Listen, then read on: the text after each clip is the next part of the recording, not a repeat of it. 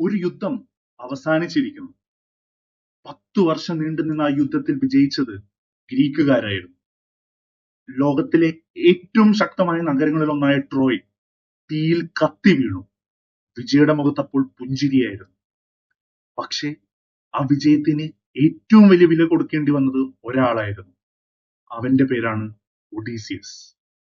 അദ്ദേഹം ഒരു രാജാവായിരുന്നു, ഒരു യോദ്ധാവ്, ഒരു തന്ത്രജ്ഞൻ.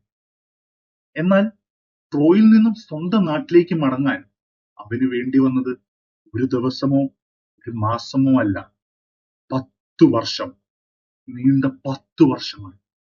ആ 10 വർഷത്തിനിടയിൽ അവൻ നേരിട്ടത് മനുഷ്യരെയല്ല, ഭീമന്മാരെ, മന്ത്രവാദിനികളെ, കടലിന്റെ ക്രൂരതയെ, ദൈവന്മാരുടെ കോപത്തെ, മരണലോകത്തേക്കുള്ള യാത്രയെ.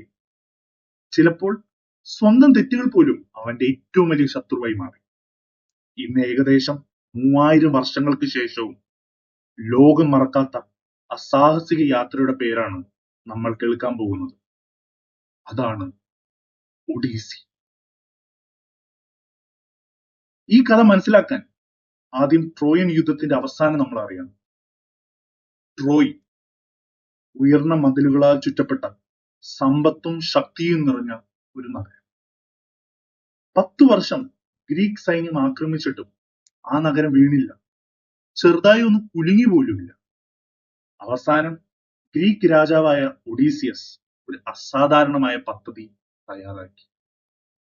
ഒരു ഭീമൻ മരക്കുതിര, അതിന്റെ ഉള്ളിൽ ഒളിച്ചിരുന്ന മികച്ച യോദ്ധാക്കൾ. ഗ്രീക്ക് സൈന്യം തോറ്റതായി നടിച്ച് കടലിലേക്ക് തിരിച്ചു മടങ്ങി.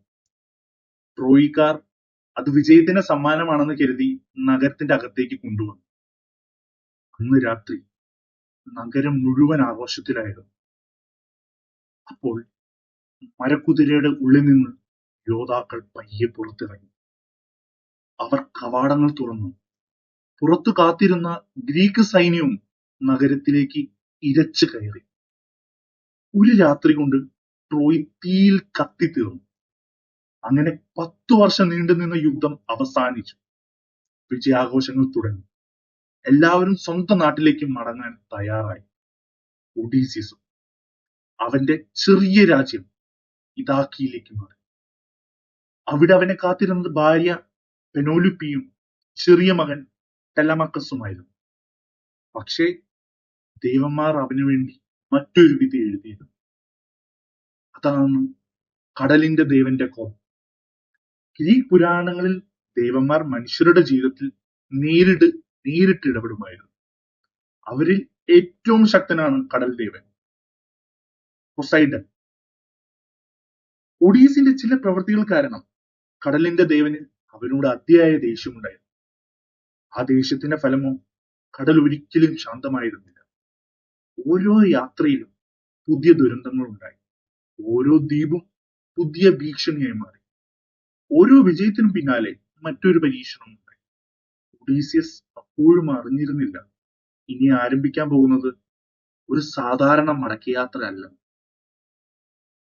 ട്രോയിൽ നിന്ന് കപ്പലുകൾ പുറപ്പെട്ടു. കടലപ്പോൾ ശാന്തമായിരുന്നു. സൈനികർ സന്തോഷത്തിലായിരുന്നു. കാരണം യുദ്ധം കഴിഞ്ഞിരിക്കുന്നു. വീട്ടിലെത്താൻ ഇനി അധികം ദിവസങ്ങളില്ല. അതാണ് എല്ലാവരും കരുതിയിരുന്നത്. പക്ഷെ ആദ്യമായി അവർ എത്തിച്ചേർന്ന ദ്വീപിൽ കാര്യങ്ങൾ മാറി മറിഞ്ഞു.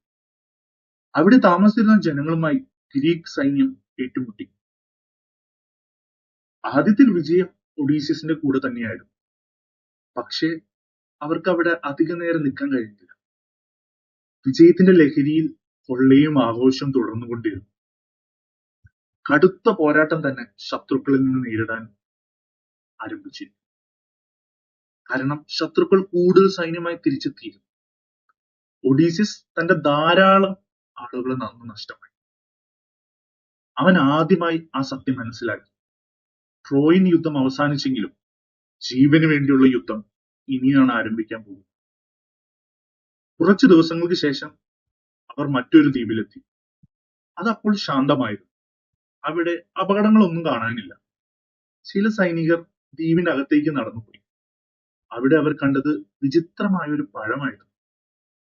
ആ പഴത്തിന് അതിമധുരമായിരുന്നു. ഒരിക്കൽ അത് കഴിച്ചവർ സ്വന്തം കുടുംബവും വീടും യാത്രയും എല്ലാം മറക്കാൻ തുടങ്ങി.